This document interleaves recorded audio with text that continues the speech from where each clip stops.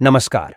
खंडहर विरासत की वह अमूल्य धरोहर होती है जिसमें सैकड़ों साल के इतिहास के अनबूझे वह रहस्य छुपे होते हैं जिनसे हम अनजान होते हैं। एक तरह से देखा जाए तो खंडहर मानव निर्मित वास्तुकला के अवशेष, वह संरचनाएं होती हैं जो एक समय अपनी समृद्धता को समेटे बरकरार थीं, लेकिन वक्त गुजरने के साथ कभी रखरखाव की कमी या तो कभी प्रतिद्वंदिता के चलते जानबूझकर विनाश के कृत्यों के कारण आंशिक रूप से जीर्णता की स्थिति में अपने इतिहास को समेटे हुए दिखती है। वैसे अधिकतर प्राकृतिक आपदा, युद्ध खंडहर के लिए विशेष रूप से जिम्मेदार रहे, जिसके चलते कई दीर्घकालिक अपक्षय के कारण समय के साथ कई संरचनाएं लगातार खराब हो रही हैं। ऐसे में इतिहासकार, पुरातत्वविद और मानव विज्ञानियों को हमें सलाम करना चाहिए, जिनके चलते खंडहर से मानवता के लिए उत्कृष्ट सभ्यता को उजागर करने में सफल रहे। आज हम अपने पहले एपिसोड में भारत के उत्तर प्रदेश के सोनभद्र जिले के रॉबर्ट्सगंज में स्थित चंद्रकांता के तिलिस्म का वह विजयगढ़, जिसमें छुपे रहस्य आज भी लोगों के मन में एक सिहरन, कौतूहलता, उत्सुकता व रोमांच भर देती है, जिसे समझने, देखने, सुनने को लोग यहाँ सैकड़ों हजारों किलोमीटर दूर से यहाँ आते हैं। इस किले में आने वाले पर्यटकों व लोगों की आंखें उस चंद्रकांता को बड़ी ही बेसब्री से ढूंढती हैं, जिसे देवकीनंदन खत्री ने अपनी रचना चंद्रकांता संतति में बड़ी ही खूबसूरती से उकेरा है। तो आइए चलते हैं हम विजयगढ़ की उस विरासत को देखने जो अपने आप में अनूठा व कौतूहल भरा है। हम वाराणसी से आज आपको सड़क मार्ग से सोनभद्र लिए चलते हैं। वाराणसी से सोनभद्र का विजयगढ़ किला करीबन 140 किलोमीटर है। रास्ते की अगर बात की जाए तो वह शानदार है। पूरे रास्ते आपको ठीक ठाक सड़कें और आसपास कहीं मार्केट तो कहीं माल मल्टी स्टोरी बिल्डिंग तो कहीं हरे भरे वृक्ष मन को मोहित कर लेते हैं। लेकिन किले से पहले लगभग 15 किलोमीटर के सफर की बात की जाए तो अगर आपके पास अपना साधन नहीं है तो आपको पैदल ही चलना है। चूंकि सरकारों के इस स्थल पर ध्यान न देने की वजह से अभी भी लोगों को काफी परेशानियों को झेलना पड़ता है। लेकिन जब पर्यटक किले को पूरा घूम लेता है तो उसकी सुंदरता, उसकी गाथाएं, उससे जुड़ी रोमांचक कहानी आपकी थकावट को मिटा देती है। किले के अंदर ही आपको कई किलोमीटर का सफर तय करना पड़ता है, इसलिए वहां सावधानी भी काफी जरूरी है। बहरहाल प्रकृति के नज़ारों का लुत्फ लेते हुए हम धीरे धीरे विजयगढ़ की तरफ बढ़ रहे हैं और जल्द ही आपकी विजयगढ़ को देखने की जो मन में इच्छाएं जग रही है उसे ड्रोन कैमरे से दिखाने का प्रयास करेंगे, जिससे आप सैकड़ों साल पुराने उस समय के विरासत को, चंद्रकांता को, जिसे देवकीनंदन खत्री ने अपनी रचना चंद्रकांता संतति में उकेरा है। यही कारण है कि साल दर साल पर्यटन प्रेमी किसी न किसी रास्ते से आते ही रहते हैं। जहां तक यहां जाने के लिए सबसे अच्छे समय की बात की जाए तो चूंकि विजयगढ़ किले के आसपास के क्षेत्र में गर्मियां बहुत पड़ती हैं, इसका कारण पहाड़ी क्षेत्र होने के नाते गर्मियों में यहां भयंकर गर्मी पड़ती है। इसलिए गर्मी के मौसम में इस क्षेत्र में जाने से बचना चाहिए। यदि आप सर्वोत्तम प्राकृतिक परिवेश का आनंद लेना चाहते हैं और किले के इतिहास को आराम से देखना व समझना जानना चाहते हैं तो इसे देखने का सबसे अच्छा समय अक्टूबर से फरवरी मार्च के अंत तक है। इस समय आप भरपूर अपने परिवार के साथ आनंद ले सकते हैं। अगर यहाँ पहुँचने की बात की जाए तो यहाँ कई मार्गों से पहुँचा जा सकता है। हवाई मार्ग की बात करें तो किले का निकटतम हवाई अड्डा लगभग 125 किमी की दूरी पर वाराणसी में बाबतपुर में स्थित है। एक बार जब आप वाराणसी एयरपोर्ट पर पहुंच जाते हैं तो आप या तो किले के लिए सीधी टैक्सी किराए पर ले सकते हैं या रॉबर्ट्सगंज पहुंचने के लिए सार्वजनिक परिवहन और फिर वहां से किले तक ऑटो रिक्शा या कैब ले सकते हैं। रेल की अगर बात की जाए तो भी किले का निकटतम प्रमुख रेलवे स्टेशन लगभग 25 किमी की दूरी पर रॉबर्ट्सगंज में स्थित है। रॉबर्ट्सगंज से आप किले तक पहुंचने के लिए किसी भी सार्वजनिक परिवहन का उपयोग कर सकते हैं। पहाड़ी किला होने के कारण किले तक पहुंचने के लिए अच्छी खासी पैदल यात्रा करनी पड़ती है। हालांकि किले के आधार तक सड़क मार्ग से आसानी से पहुंचा जा सकता है। रॉबर्ट्सगंज जिला मुख्यालय से ऑटो, कार आदि को बुक करें और विजयगढ़ दुर्ग पर पहुंच सकते हैं। इसके लिए एक तो चुर्क का रास्ता और दूसरा नई बाजार जाने का रास्ता है। यहां दिन में जाना ज्यादा बेहतर है। जिला मुख्यालय से करीब 25 किलोमीटर की दूरी पर यह विजयगढ़ का किला मौजूद है। अगर इसकी भौगोलिक स्थिति की बात की जाए तो यह विजयगढ़ दुर्ग 4 राज्यों मध्य प्रदेश, बिहार, झारखंड व छत्तीसगढ़ राज्यों के सीमावर्ती जनपद सोनभद्र में स्थित है। यह विजयगढ़ दुर्ग वीर गाथा, अय्यारों की अनसुनी कहानियों, कभी न सूखने वाले तालाब व तिलिस्म के खजाने से भरपूर है। महाभारत काल से लेकर अंग्रेजों की गतिविधियों का साक्षी यह किला अपने अंदर कई रहस्य समेटे हुआ है। यहां आस्था, रहस्य और रोमांच भी आपको भरपूर देखने को मिलेगा। गंगा जमुनी तहजीब का प्रत्यक्ष प्रमाण भी यहां आपको भरपूर देखने को मिलता है। कुल मिलाकर पर्यटन के दृष्टिकोण से यह स्थान सोनांचल का महत्वपूर्ण पर्यटक स्थल है।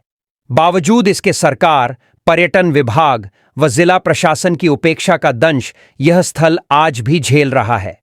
अगर यहां कुछ व्यवस्थाएं हो जाएं, तो यह तिलिस्म के खजाने वाला यह किला सोनभद्र का खजाना भरने में उपयुक्त हो सकता है। मऊकला गांव में स्थित विजयगढ़ दुर्ग चंद्रकांता की अमर प्रेम कहानी का प्रतीक माना जाता है।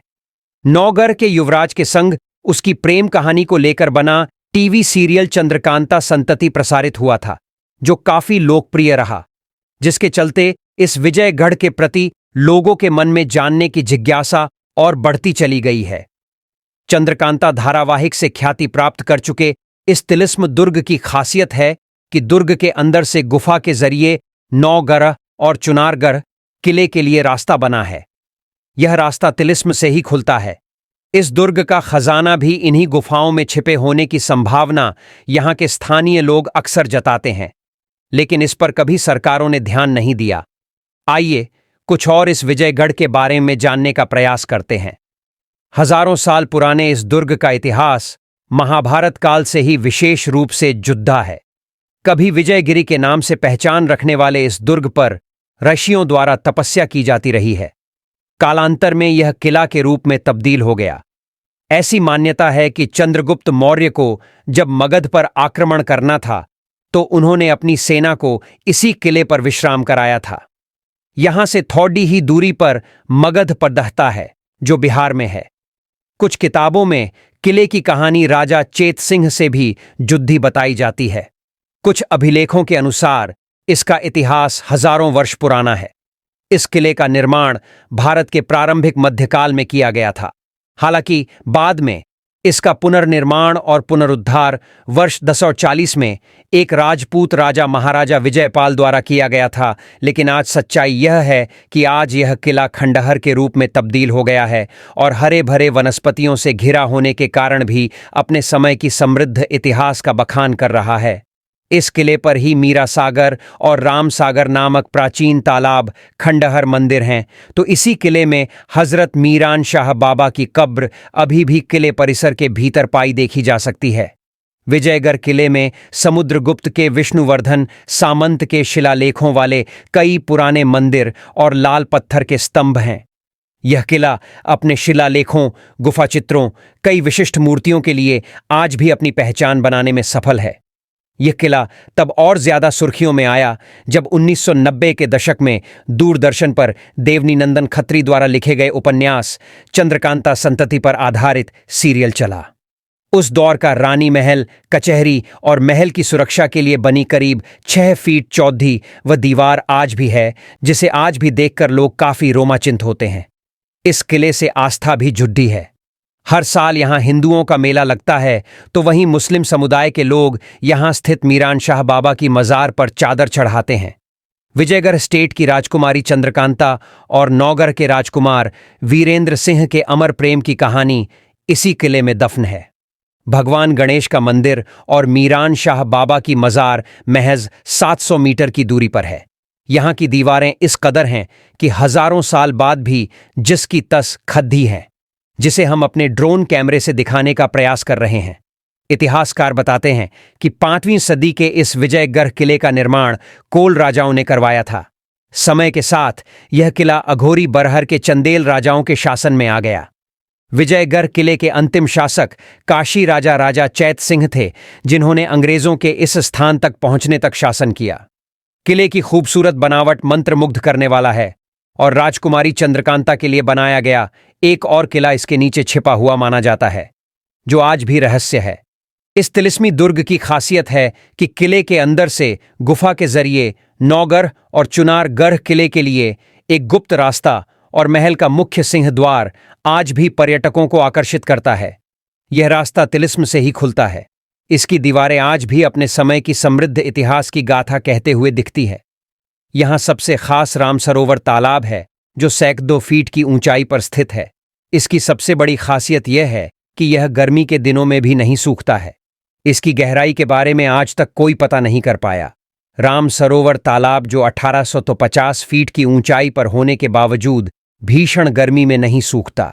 ऐसी मान्यता है कि यह तालाब वरुण देव का वरदानी है। इस तालाब का पानी पूर्णिमा के दिन थोड़ा ही सही, पर बरहता जरूर है। राम सरोवर तालाब की एक दूसरी महत्ता भी है।